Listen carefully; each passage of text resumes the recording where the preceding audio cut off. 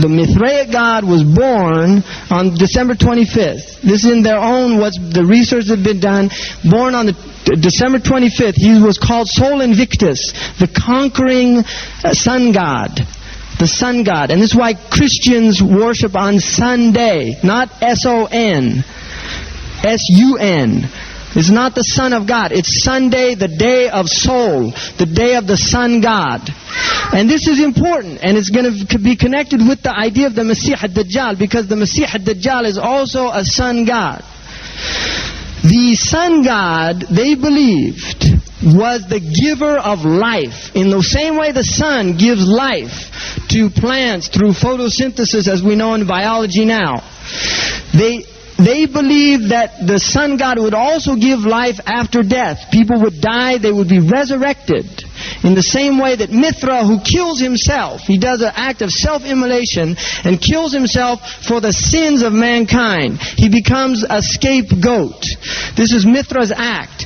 He had 12 disciples. The disciples represented the 12 zodiacal constellations, right? There are 12, in horoscope, which we do not believe in.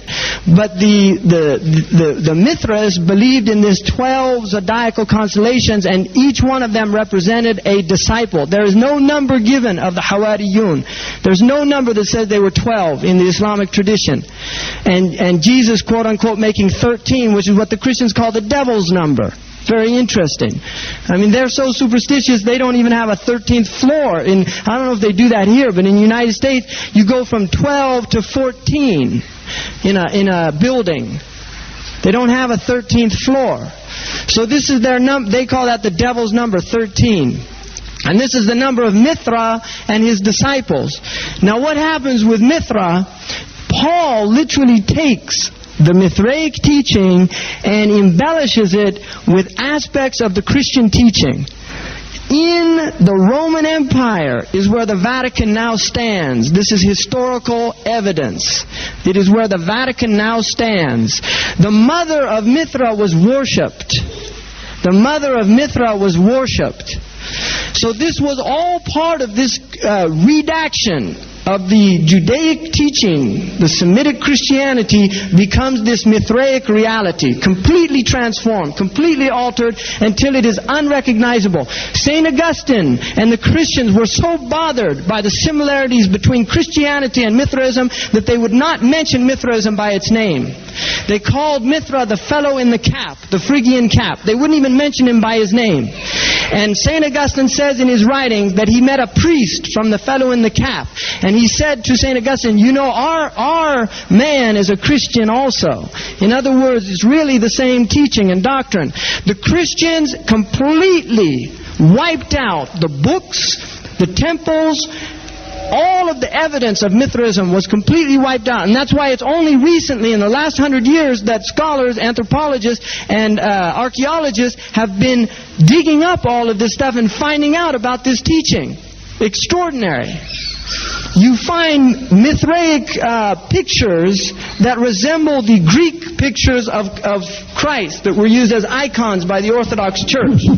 Now, the very interesting thing about modern Christianity, and they've had a problem with this since the 19th century, really since the beginning of the Enlightenment, because it's a very irrational religion and has many elements that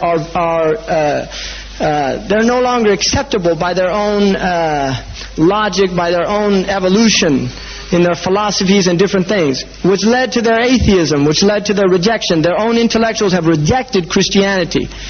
But the Mithraic influence on this country has been so great, on the United States, on Great Britain, and on the European nations. The United States took as their symbols many of the Mithraic symbols. It's fascinating. If you study these things, you find that the Mithraism, the mystery religion of Mithraism, actually shows up constantly, again and again, in the symbols of Western civilization. The cross is obviously the most dominant one, which is a sword. And because it was a religion of warriors, quite literally warriors the Mithras had to be warriors. They were warriors of God, their God. And this is the dialogue that Paul introduces into Christianity, which you don't find in the Gospels. You find these in the Acts and the epistles and the Corinthians and the later, what they call not from the four Gospels, but the second part of the New Testament. Now, the second word here in the Masih ad-Dajjal is called Dajjal, which in Arabic means imposter. The Arabs say Dajjal, and they use it to mean not like a Dajjal, like the Masih ad-Dajjal. They'll just say, Huwa Dajjal. Like Imam Malik, he was asked about a certain muhaddith, and he said, Huwa Dajjal min ad-Dajjajila. He's a Dajjal he's an imposter from the imposters. And this is how it's used, the idea of an imposter. So Masih ad-Dajjal is literally an imposter, Christ. Now, if you look at the root word, because Arabic has root words, and the root words have primal meanings which indicate where the semantic field is deriving its meaning from. The word Dajjala was a word that the Arabs used when a camel had mange. When it was diseased, they would put pitch over it as a treatment. They would put pitch, and they used that word yudajjilu. They would put this pitch over the camel so you didn't see the disease of the camel. Outwardly, the camel would look good because it's been pitched over. You got that idea? This is the Dajjal is he pitches over the sickness and the disease and makes diseases look good. Now, it's very interesting that when we as Muslims think of Isa alayhi salam, I mean, I don't know. Let me ask just Idris, what's the first, when you think of Isa, what do you think of in the Islamic tradition? Nabiullah, I mean, that's obvious. Ruh Allah. This is a very interesting term. Ruh Allah. What does ruh mean? In Arabic, what's it mean? You look like you're Arab. What's it mean? Ruh. Spirit.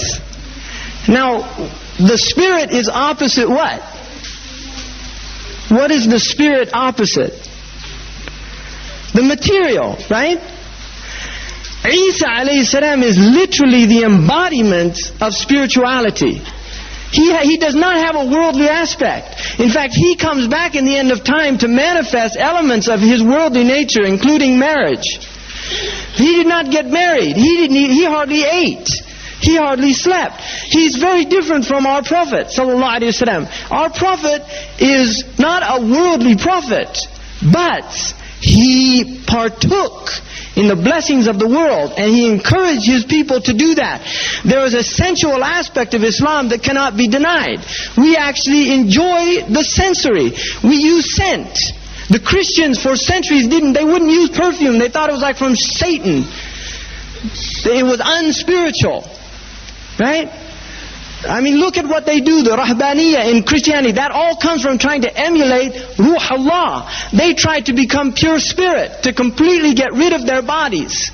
And this has led to neuroses in their cultures, deep neuroses about sexuality, about these. We didn't have these problems. Muslims have never had problems about these things. They were very natural. The Prophet spoke about these matters, sallallahu alaihi wasallam, in very natural terms. He never used crude language, but he spoke about these things. He addressed the issues of making love to a woman, to his followers, without any shyness as a part of legislation.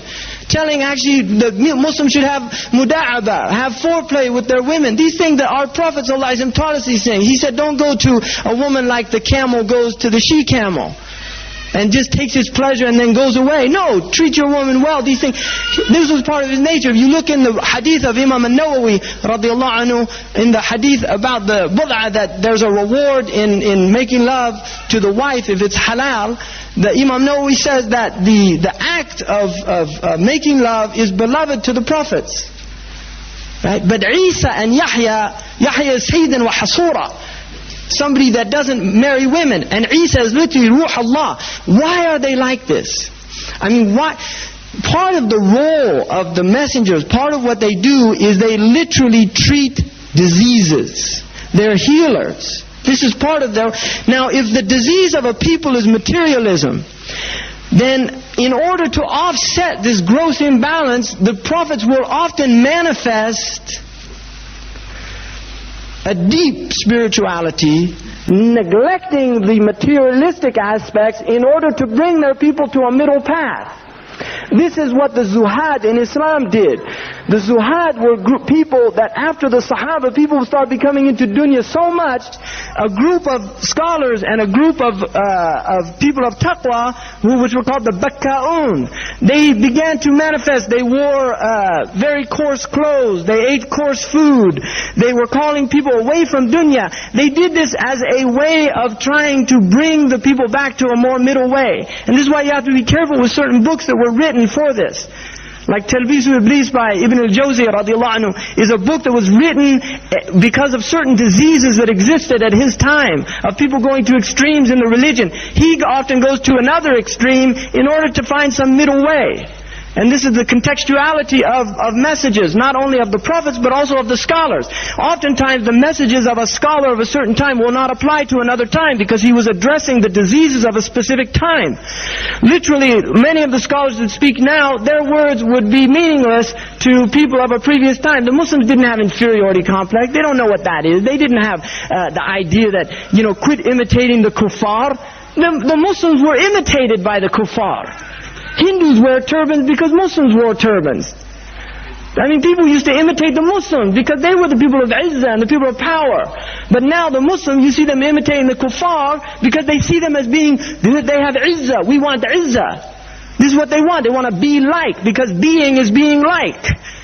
When you don't have an essence, right? If you have no essence, you have no reality. Like all these people out here that imitate pop stars and things like that, it's because they have no personality of themselves. They're empty people. So they take the shells of other people, because being for them is being like.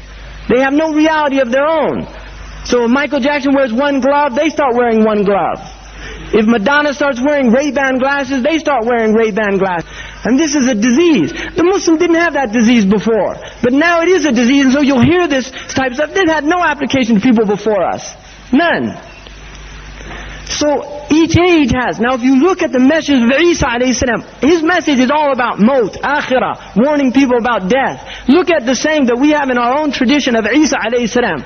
He says, "Ad-dunya ma'bara, fa'abaruha wa la ta'maruha." The dunya is a bridge, so quickly get across it and don't spend time building on it. These are from our own traditions. Beautiful sayings of Isa. The Muslims have often quoted, this is why Imam al-Ghazali in Ihya Ulumuddin, who was dealing with materialism of his age, often quotes traditions from Isa, because of the deep spirituality that those traditions embellish. So therefore, the Antichrist would be the opposite of Christ. In other words, the extremist spirituality that is the Christian ideal, because of their own prophet, by his nature. He did not marry. That's why the highest ideal in Christianity is to be celibate. He did not marry. He ate very little food. That's why the monks used to fast and hardly eat anything. They withered their bodies away. St. Jerome, who translated the Bible, read his writings. Unbelievable. I mean, Nietzsche says in the Antichrist, he wrote a book called The Antichrist. He declared himself the Antichrist. But he really did not like Christianity, and he actually praised Islam. But one of the things he says in that book, he said, just read the writings of these early people and you can smell the stench of what an unclean lot these people were. He said the Muslims are right in despising these people, because this is not the religion of men. This is a religion of sick, enfeebled creatures. He said that Islam presupposes the existence of men.